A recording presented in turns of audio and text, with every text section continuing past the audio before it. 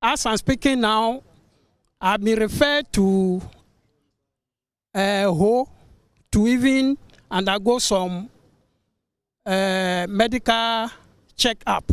And because of money issued, I've not gone yet. It's very painful for a police officer serving this country for almost 35 years. And the little I had for that my stewardship, and to be taken by the government, in fact, it's very disastrous. My grandma doesn't have money to pay my school fees for me. So they'll sack me out of the school when my grandma hasn't paid my school fees.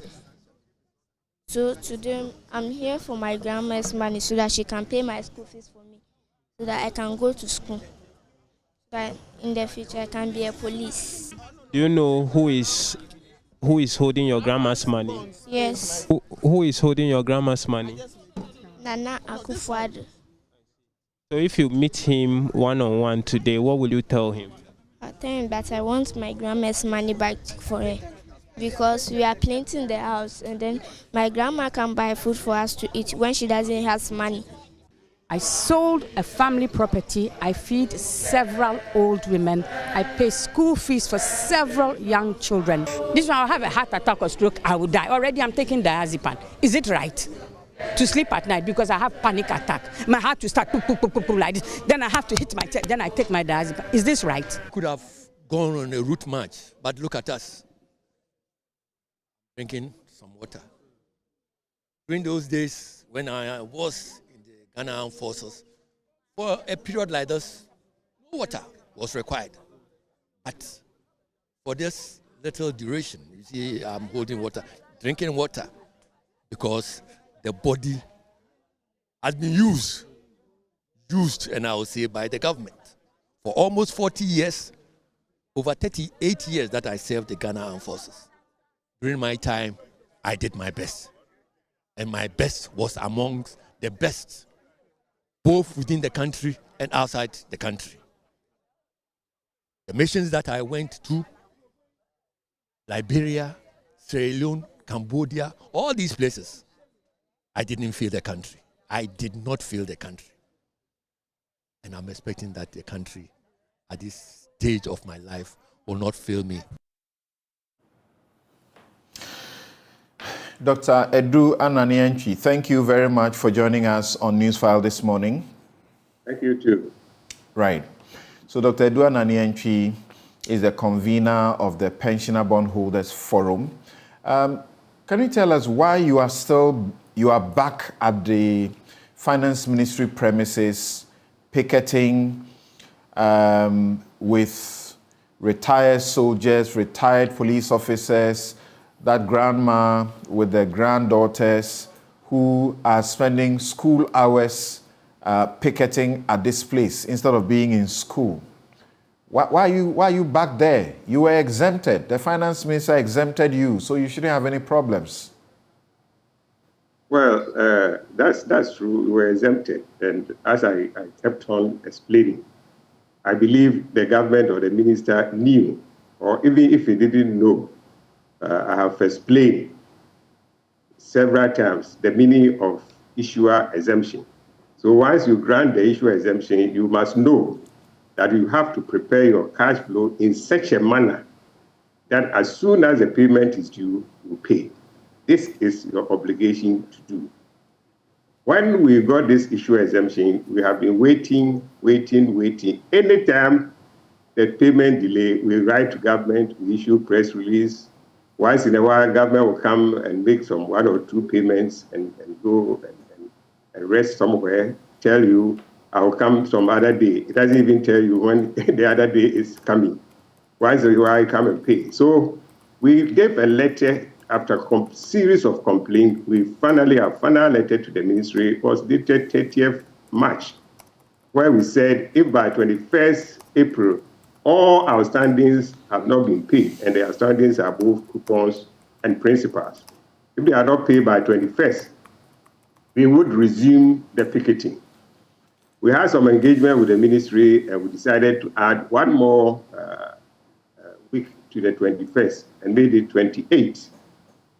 Since that we gave that 1 week window to make it 28, that was on the 14th, we never heard from the government. 28 came, we haven't heard anything, no payment. So we informed the police that we were resuming the picketing. You don't have to give the police 5 days notice. We went to the police with a letter on 28th of April and said we're going to reconvene, resume on the 8th of May. And so 8th of May came, and we had to be there to ensure that we get all the outstanding payments, which are the coupons and the principals. So that is why we are back. So cumulatively, for how long have the payments been overdue, and what are you being told? Well, as at the start of the picketing on Monday, we had 19 coupons outstanding, and then 3 principals. And you see, as soon as we gave the letter to the police, we sent a letter to the police on the 28th. There's somewhere around Thursday, Friday, before the Monday of the start of the picketing, we saw that some payment has started trickling in. We believe that was for a 2nd March and that of 6th March. Then Monday, the Monday that we started the picketing, also in the evening, some people saw alerts on their phone that some money has started trickling in for 20th one, those that were due on 20th. And so that was the since then we haven't seen any alerts of other payments. So if we were dealing with 19 at the time and we saw about 3 coming in, at the time we started, hopefully you can say now there is 16 more that has not been addressed at all. And then as we move along, further payments and further coupons were also maturing. For example, by tomorrow, 2 more coupons will be due. So as at the time that we were starting, that was the situation. We are not happy that you are going to have to be picketing at this place because you don't deserve this. We're looking into our future, you know, in this country, and we don't want to be treated in a similar way. Yet, I find it most unfortunate that we have left you guys to be there alone. This should not be you alone because your money is directly affected. So, I've heard you suggest that there is a way the government can end this situation. Of course, the government is also in a difficult situation. You say the government should borrow to pay up? Yes, that is a suggestion I give. And I think the government is following through with that. Yesterday, after the picketing, we were invited into a meeting around 12:30. We had all gone, so I had, again, the invitation will not come until the whole function or the picketing has ended at 11. So 12:30, we went in, we waited, but finally, this meeting we were supposed to have it the Thursday, but the Thursday evening, we went there, stayed for a long time, up to getting to 6, and we said, well, the 2 of us that went, we are all growing, and we need to go home early, take our meals, and take your medication before it's too late. So we left the premises of the ministry, getting to 6 o'clock, and went home and said, well, let's make it the next day. We're thinking in the morning we will be called. We weren't called until getting to 12, by 11:30, that they called us that we should come for the meeting at 12:30. So we waited. I had 3 more people who were still around to wait for me, for me to go. So we went in. The meeting was called by the Minister of State, Dr. Amin Adam. We had a lengthy discussion. And what we had agreed on is that the government is going to pay all the outstanding coupons on Monday. Okay. Including the coupons that will be due on Monday. Monday 15th, 2 more coupons will be due. And that is going to be added to the ones that have been due for over 60 days, 50 days, 40 days to be paid. All right. So we were going to give instruction to the agents to start the payment. We believe that if they are even... So thankfully, we are not returning. We are not going to see these sites anymore. Yes. So we said, well, the idea is to ensure that we don't continue with that. Nobody wants it, but you see, we're forced to do that. So the coupons only are going to be paid from Monday. Monday, they are going to settle everything that is due up to the Monday. However, the three principals due, we are still engaging government to see how that can be paid. That has not been resolved. And then government also has assured us that it would get, one of the things we're complaining that the normalcy, pay us as and when it is due. Right. And government is undertaking to do that. As soon as the subsequent coupons are due, it pays, so that we don't come back to the picketing. So we met with these, we met yesterday night, forum, and we said, well, let us give government some space. Let's show that we also care. If it says it's going to pay on Monday, let's suspend our picketing for next week. So from Monday up to Friday, we won't be there. And then we will see what will happen during the week in terms of the payment and the arrangements that we have to make with government on the outstanding principals. If all things go well, then there will be no picketing. But if we hit some rock again, then of course we'll come back. Thank you very much, Dr. Edouard Nani, for your time this morning on Newsfile. And thank you for ending this on a rather, refreshing note, hoping that the government will keep its part of the bargain. Here in the studio with me right now, and he'll be joined by others to help us discuss the issues that we have tabled to discuss for you this morning. Dr. Kwame Asah-Asante is Senior Lecturer, Department of Political Science and Director, Center for European Studies, University of Ghana, Legon. Doc, thank you very much for sacrificing your time to be with us this morning. Good morning. Yes. What would you say about what is going on with the pensioner bondholders? I'll be frank with you. It's been very difficult for me. When I heard the kids, heard their grandma, and listening to the retired police and military officers, it was really heart-wrenching. The same way that I feel. Very, very unfortunate. Why am I saying that?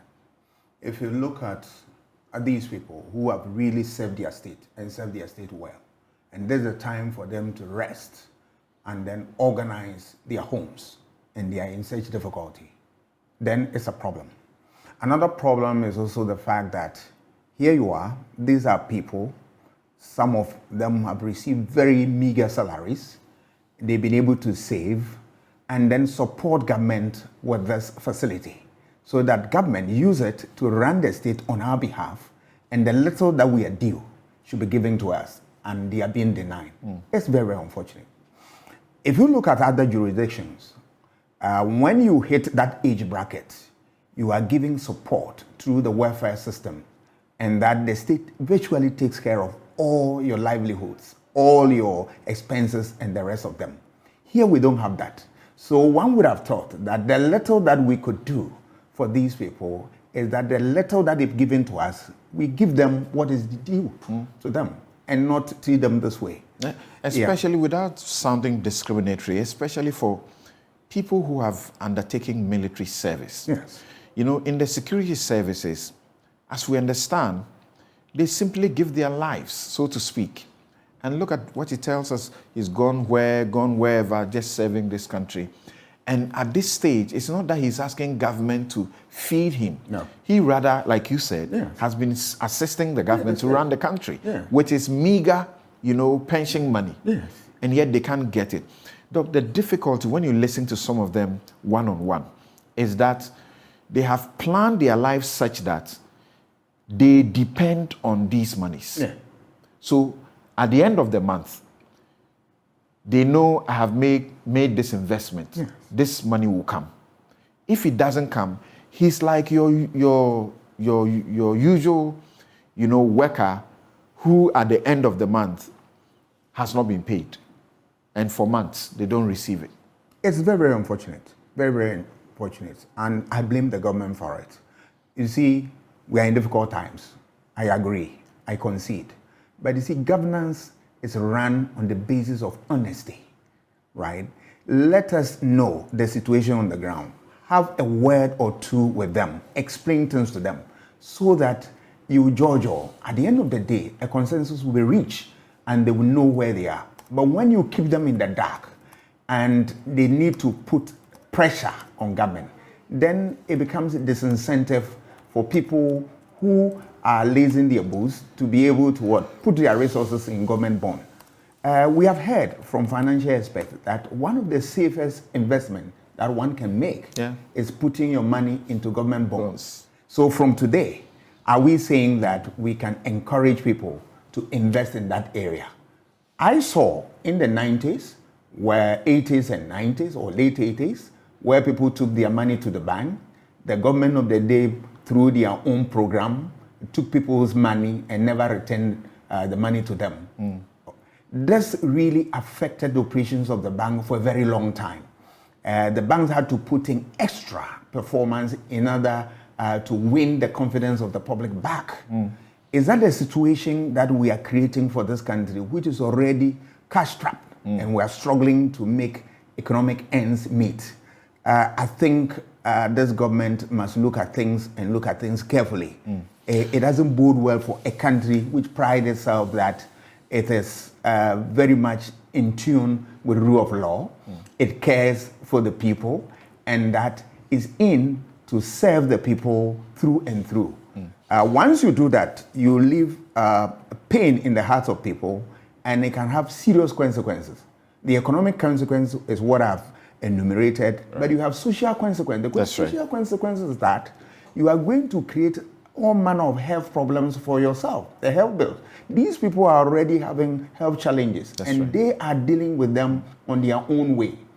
If they are not able to pay, it means that the state will have to come in and support them. Do we have what it takes to do that? The retired police officer says he's coming all the way from somewhere in the Volta region.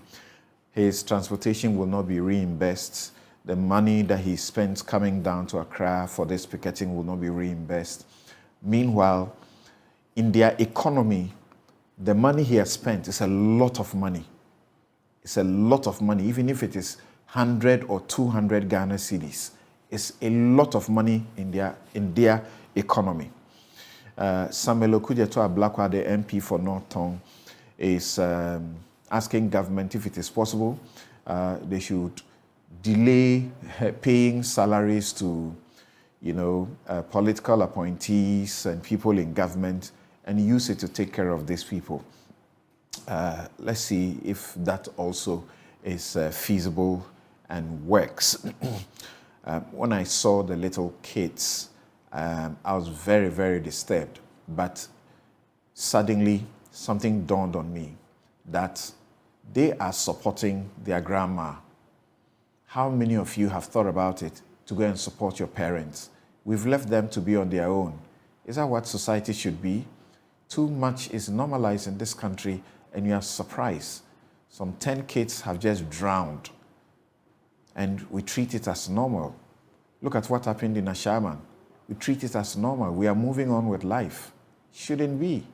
One person dies in the US, it's through a wrong way, and we organize funerals in Ghana. We'll take a break. When we return, we have Professor Kweku Asare, Stephen Kweku Asare, joining us to begin a special discussion on removing the impediments for dual citizens.